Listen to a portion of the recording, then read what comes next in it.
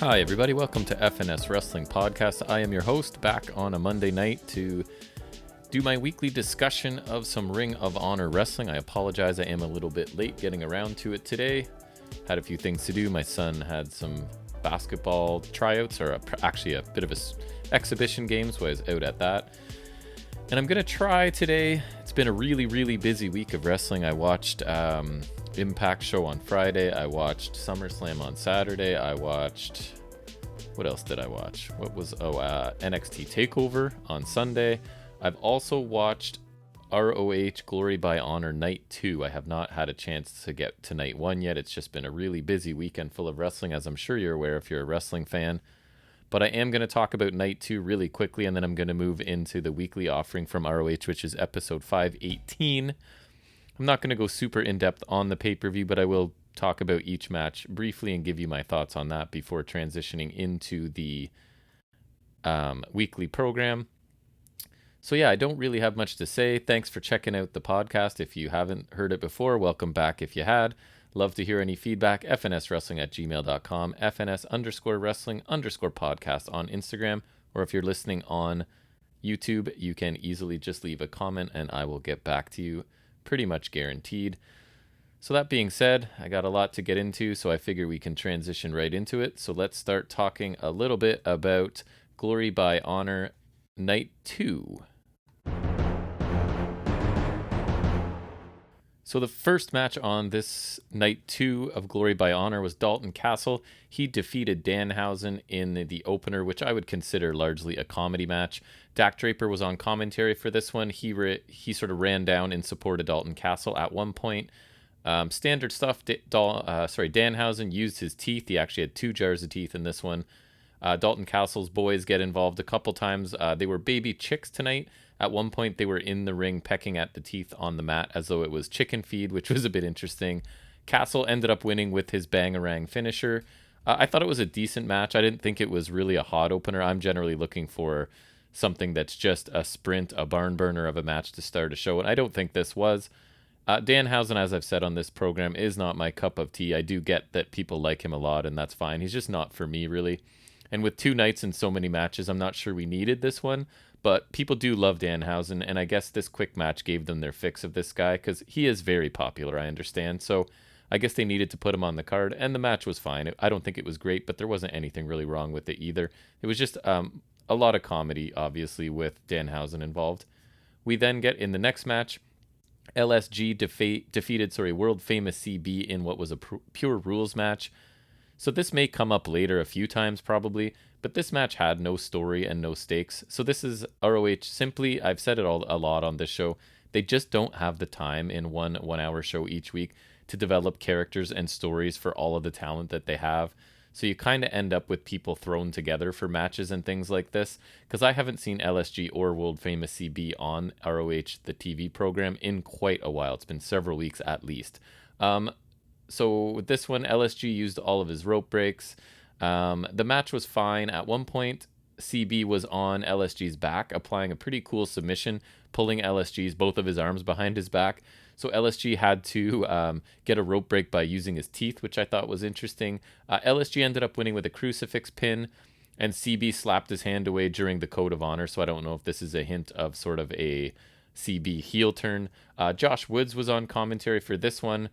There's lots of guest commentators on this show, pretty much one for every match, it seems. At one point, Ken Dixon showed up briefly to sort of make fun of the Pure Division, and Woods kind of had to step in and get him to leave.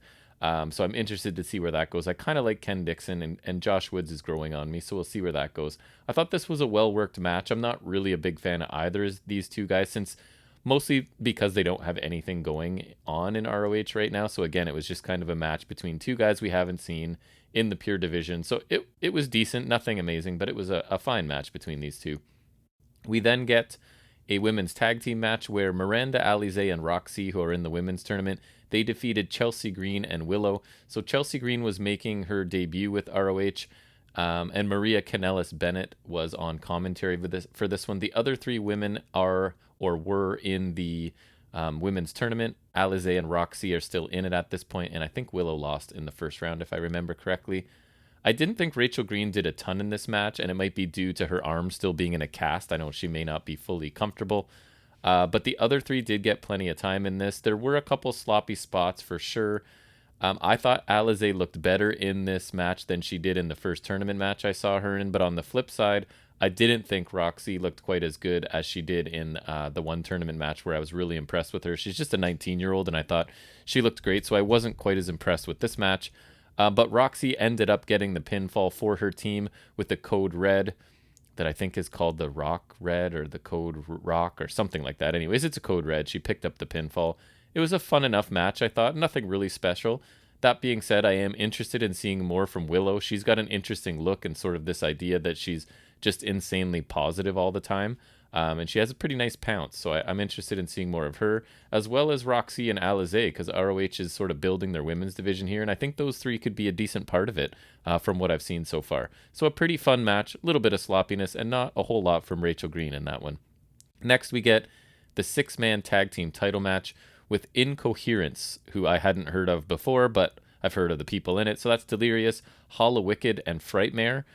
I think I've seen Hollow Wicked once before. Frightmare I've heard of, but I don't think I have seen him before. So I'm always interested in seeing somebody new.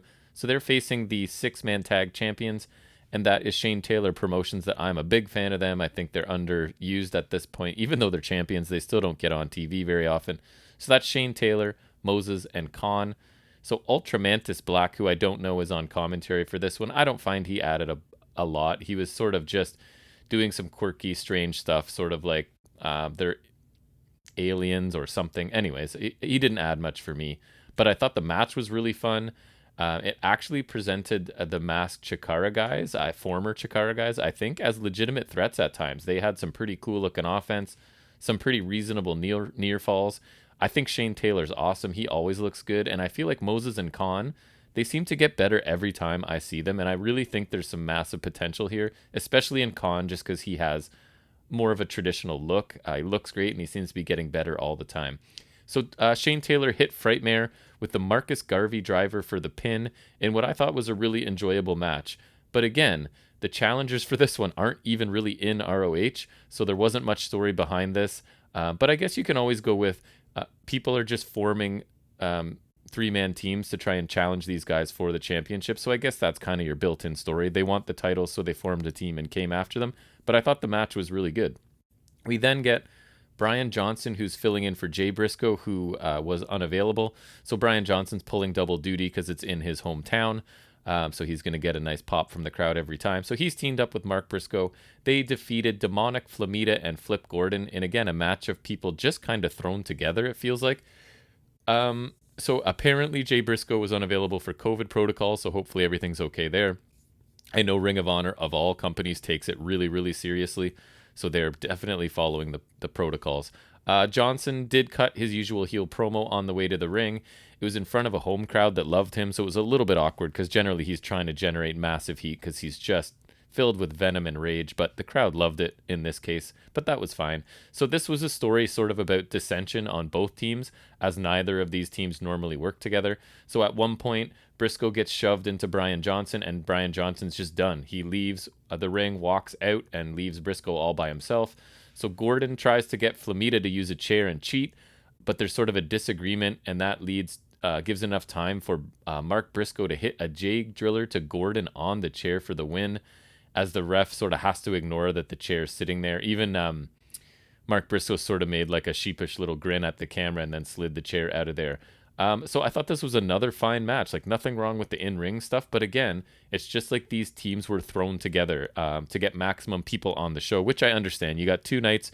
You're trying to get everybody, especially in a pandemic, on shows in front of crowds, so I get that. But again, you have to be somebody who doesn't care much about storylines and characters. You have to be okay with just some good in-ring stuff, which, I mean, if it's good enough, I don't have a problem with that. I'd obviously prefer a story and a great match, but they don't have time to do both of those things, so we're just getting the in-ring stuff tonight.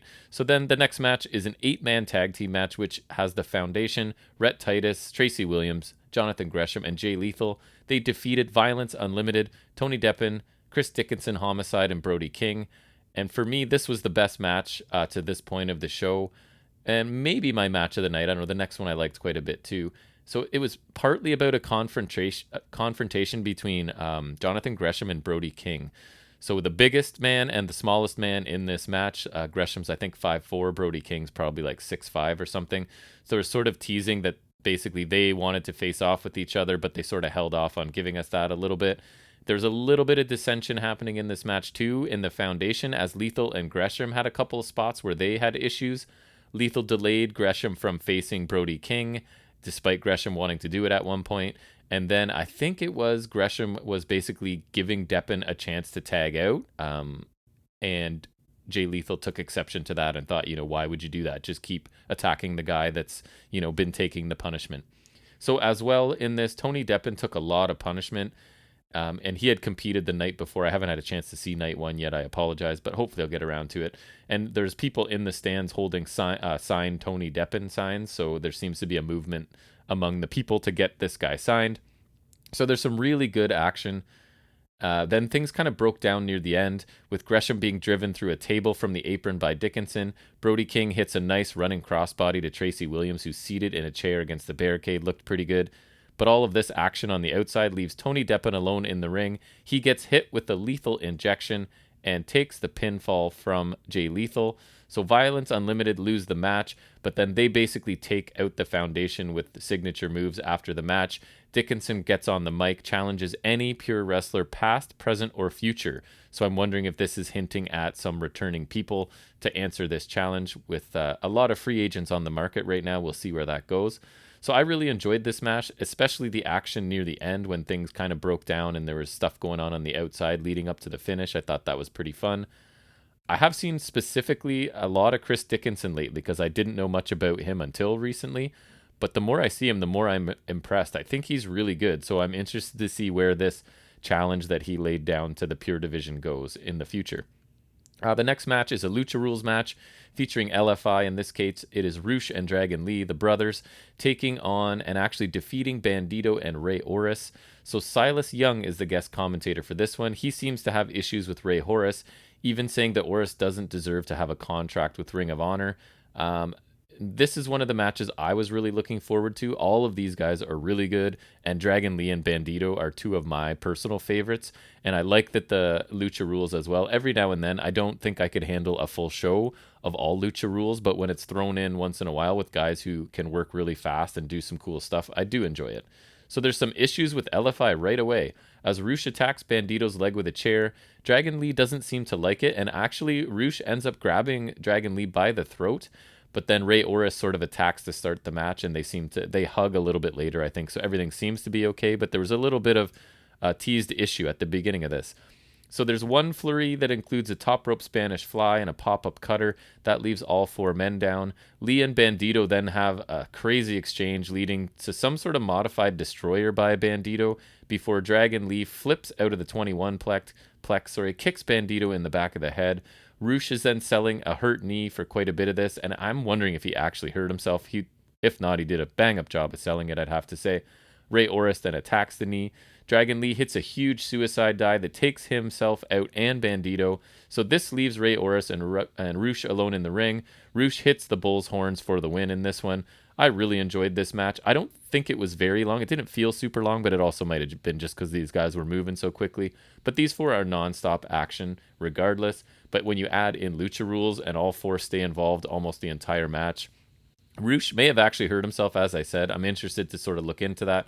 May have just sold it really well. The guy's a good professional wrestler, so it's entirely possible he's working us.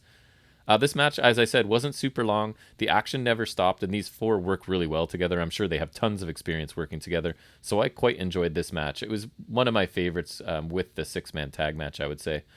We then get Quinn McKay. She comes out to announce some matches for Death Before Dishonor, which I guess is the next pay-per-view. I'm not quite sure when that's coming. I didn't catch the date. But we're going to get Shane Taylor Promotions defending their titles against Rush, Dragon Lee, and Kenny King. So that match should be a lot of fun. We'll also get the finals of the women's tournament, a mystery match between two recent free agents. So ROH is apparently getting out there and looking at some new signings with a whole bunch of people being released all the time by WWE. So that frees up some talent for other companies, I guess. We'll also get a four-way elimination match for the ROH title on that Death Before Dishonor show.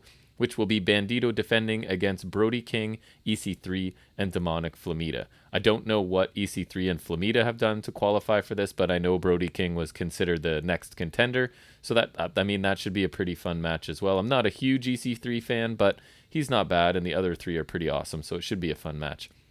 We then get the main event bloodbath, which was a steel cage match in this, I think, year-long or possibly more feud between Vincent and Matt Taven. So Vincent ends up defeating Taven in this match.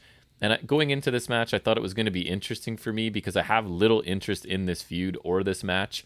If you've listened to the show before, you know I'm not a big Matt Taven as a babyface fan. It just does not work for me. Yet this match is positioned as the main event, so it could have some crazy action. I was hoping to like it, and I just wish that the story had connected more with me along the way. So I understand this being the main event, because as I'm sort of critical of ROH for not having a lot of storylines on the go, this is one that's been on the go forever. So I get that they're focused on that. I have no problem with that. So for this one, Mike Bennett joins commentary. So Vincent kicks the door into Taven as he climbs the step right away. Then Taven slams the door on a diving Vincent, and we're underway actually outside of the cage for quite a bit as this one starts. Taven leaps the barricade and Vincent hits him with a chair out of midair. So they finally get in the cage and the crowd even cheers, because I think sometimes when you're brawling into the crowd and things, it's hard for certain people in certain seats to see what's going on. So they appreciated these guys getting back in the cage where they belong, I think. So lots of run-ins at this, or people coming down, I guess, at this point. Bateman comes down with barbed wire and he sort of shoves it through the cage so they have access to it. Bennett then at one point leaves commentary to go try and neutralize Bateman, and they have some action out on the floor. Eventually, the barbed wire sort of gets stretched out across a section of the cage and attached, and it ends up in Taven's head, and he's bloody. It's Vincent, I guess, running Taven's head into it. But you can see Taven's wearing thick gloves for this match, and he's like grabbing the barbed wire and rubbing it into his own head, which kind of took me out of it a little bit. It was clear that Taven was the one controlling the barbed wire in his own head, but he's a bloody mess after this, obviously. So then he finds the time a little bit later to give Vincent a crown of barbed wire, just keeps wrapping it around this guy's head as he starts to bleed as well. Then Taven hits a DDT to Vincent with the barbed wire around his head. Taven then goes and pulls an axe. Yes, an axe from under the edge of the ring, and he starts cutting Vincent's head with it. So he's not swinging the axe, but he's using the blade on Vincent's head. So there's blood everywhere at this point. So Vita Von Star walks down to the ring. She throws a bag over the top of the cage and into the ring, which of course is filled with tacks. Von Star then climbs up on the top of the cage, goes for a crossbody to Taven, misses, hits Vincent instead. Impressive, a crossbody off the top of the cage. That's cool. Then, surprisingly, Matt Taven gives Von Star a backdrop, and she lands on the tacks. In fact, sort of thrashes into them even more than when she actually landed. We get Taven's move the climax onto the thumbtacks for a near fall, and then I see the ref in the background. He's sort of pulling tacks from his knees as he's having to drop down to make these pinfall counts. Poor guy. Taven misses a splash off the top of the cage. Vincent hits a tornado bulldog onto the tacks. So then the final member of Vincent's group, Dutch, he comes out. He climbs the cage. Taven climbs up to meet Dutch. Taven kicks Dutch off the cage. He falls backwards through a table that's been set up at ringside. But Vincent takes this opportunity as Taven's up on top. He quickly climbs up top, hits a top rope cutter to Taven, and he picks up the win with that top rope cutter. So this was obviously a pretty insane match. I get the use of the barbed wire, even though it's not really my thing, but I found it particularly slowed the momentum because they had to sort of get it out there, stretch it out, put it across a part of the cage, tease running into it a little bit, and then as I said, Taven was pretty clearly cutting himself with the barbed wire as he was wearing some thick gloves for this match. I like the action outside the ring to start, actually, and I really like the final few minutes inside the ring as well. There definitely was a lot of interference, and I think some people are going to have a problem with that, but it's really consistent with the story and Vincent's group, that this is a group that will sacrifice themselves for Vincent and will get involved, so that kind of made sense. It didn't really bother me as much as I think it may some people. The level of Von Star's involvement surprised me, because I'm watching Impact regularly. They're having mixed tag matches on, they had a whole tournament about it, and in those mixed matches, the men barely engage with the women, even though technically they're supposed to be able to. And here's ROH coming along with a man backdropping a woman onto tacks. So that's quite the contrast. The bottom line, these two guys worked their butts off. They took some stupid risks, put on an entertaining match. I'm not a huge fan of these types of like just bloody death match type of things for the sake of them, but I know a lot of people will like this match more than I did. I'm not saying it's a bad match. It's just it's not my style of match. But these guys, I mean, they gave their all. You can't say they didn't in this. So if it's your type of match, you'll probably really enjoy it. It's just not mine. So I thought it was entertaining, but I'm not crazy about it. So overall, I thought this pay-per-view was good in ring, but pretty weak, as I've said a few times storyline-wise. I really liked the LFI match, the 8-man tag match, and the 6-man championship match. The other matches were fine, but seemed kind of randomly thrown together with no real storyline behind many of them. The main event was definitely a spectacle. Not the type I generally enjoy, but it wasn't bad for sure. If I were more invested in the story, I likely would have enjoyed it more, and I imagine a lot of people did like it. So this felt like a B show to me. Maybe higher wrestling-wise, but I'm going to take some marks away for the lack of build and just kind of throwing matches together as they're kind of at the mercy of not having enough TV time to get all these guys developed on TV. All right, so that's going to wrap up night 2 of Glory by Honor, and I thought I would, at this point, transition into Ring of Honor episode 518, which showed up on my PVR, or maybe DVR if you're in the States. I don't know what we call it up here. And that showed up on my PVR on August 22nd, ROH 518.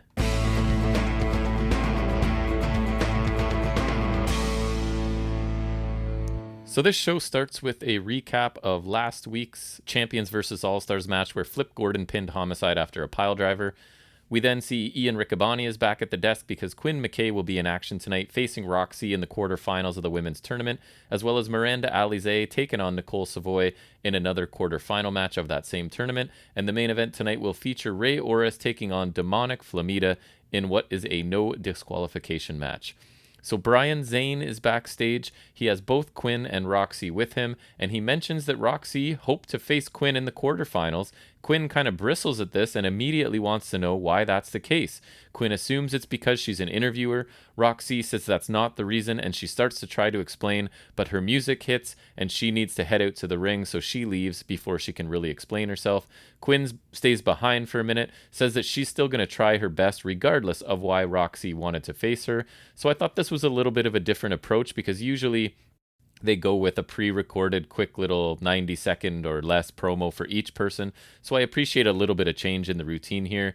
Roxy didn't really get to say anything, and Quinn did a fine job. She's a really strong babyface, so I think she did a good job here. So then we transition into that match, Quinn McKay and Roxy. So neither woman have a ton of experience. Roxy's only 19, and Quinn McKay is sort of making the shift from being a commentator. Although I have noticed, or I heard them say at one point, that Roxy has wrestled more matches than almost anyone during the pandemic, so she's been getting as much seasoning as she possibly can, and she did impress me in a previous match in this tournament. So we get holds and counters on the mat for quite a while to start this one, as each woman's looking for an advantage. Roxy's using her flexibility to escape a couple of Quinn's holds. We get a back handspring double knee drop by Roxy. That's pretty cool. Quinn then hits 3 shoulder tackles and a creative roll-up attempt for a 2 count. Quinn dominates to test his strength and sort of turns it into a couple near falls. We then get Roxy with a top rope lucha arm drag, a double clothesline, and both of the competitors kip up at the same time. Quinn then starts to sell a knee injury after escaping a corner move from Roxy.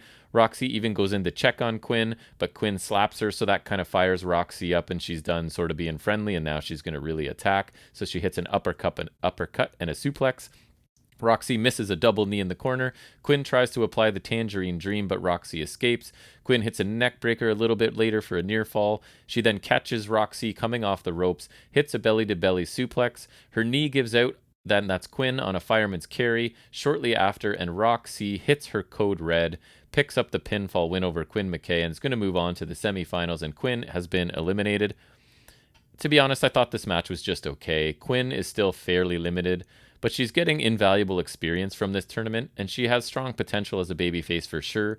Roxy, I've found a little bit inconsistent from what I've seen. She's looked better than this before, but again, she's working with a pretty inexperienced opponent here, and she's only 19 herself, so maybe I'm asking too much from this match. I didn't think it was great, but my expectations weren't super high to begin with. I've definitely preferred other matches by each of these women in this exact same tournament. So I still think there's huge potential for both of them. I just don't know if this was their best showing. So the next match we get in the tournament is Miranda Alize, the Lucha Baddie versus Nicole Savoy. Chelsea Green is on commentary for this one. So they each, it's kind of the older method now, they each get like an inset promo as they're making their entrance for the match. So Alize goes first. She basically says she advanced in the tournament like she said she would. Her last match proved that she is the best, and tonight she feels strong and apologized in advance to Savoy because Alize is coming for everything she deserves. I thought she showed good confidence, pretty good personality here, fairly generic promo, but I mean, she delivered it well. They don't get much time or creativity in these, but I thought she did a good job delivering it. Savoy gets the same chance to speak next, and she says she knows Miranda well. They were training partners, roommates, and friends, but this is about the title at the end of this tournament, and she is putting their friendship aside for this. I thought it was fine. She does not display a ton of charisma to me. A very straightforward promo. I did like that it gave me some backstory between these two, that they're friends, training partners, etc. I always appreciate that, but I don't find Savoy very charismatic for sure. We get holds and counters as the match starts. Alize needs to find a rope break pretty early. Hammerlock with a bridge by Savoy, countered by Alize, who bites Savoy's fingers. We get a Hurricane Rana by Alize, sending Savoy to the floor. Drop kick through the ropes by Alize to Savoy on the floor. Savoy suplexes Alize while they're outside. Basement dropkick once back in the ring by Alize for a 2 count. We get a German with the bridge by Savoy for 2. High knee and a fall-away slam by Savoy. We get a strike exchange, 3 butterfly suplexes by Savoy for a 2 count before transitioning into an arm breaker. There's a crossface by Alize, but Savoy rolls free. Hits a knee and a Michinoku driver for 2. Savoy then catches a super kick, but Savoy takes a super kick from Alize and then a draping DDT out of the corner. Alize then, a little bit later, hits her drive-by kick, pins Savoy to advance to the semifinals of this tournament. Savoy, I'm kind of torn on her. She has some moments where she looks good in the ring, but she does not exude a whole lot of personality, at least in this tournament from what I've seen, and her knee strikes look incredibly weak. She hits some decent moves along the way, but she's really slow in her movements, and some of her offense doesn't look very realistic to me.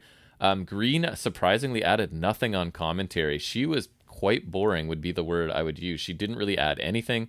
I thought Alize looked pretty good, definitely showed more personality and fire than her opponent in this. I like this better than the opening women's match tonight. There was a much more variety in the offensive moves. I still wouldn't say it was great. I would say it was fine, as we're known to say here on FNS Wrestling. It was fine.